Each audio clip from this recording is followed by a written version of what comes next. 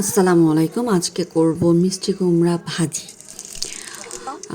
কড়াই গরম করে ৫ ফোড়ন দিয়েছি। এটার মধ্যে বেশি করে রসুন, পেঁয়াজ, কাঁচামরিচ, শুকনো মরিচ, স্বাদ মতো লবণ দিয়ে নেড়ে নেব। মিষ্টি কুমড়ায় আমার আম্মুকে দেখেছি মিষ্টি কুমড়া একটু কম তেল দিতে, কারণ তেলটা নাকি ভাসে, মানে বেশি তেল দিয়ে করলে ভাসবে।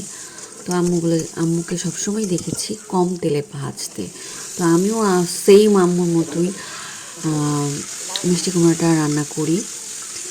মায়ের মতো তো, মায়ের হাতের স্বাদ তো হবে না, বাট আমি আম্মুর রেসিপিটাই হুবহু ফলো করি। তো এখানে মিষ্টি কুমড়া দিয়ে দিলাম।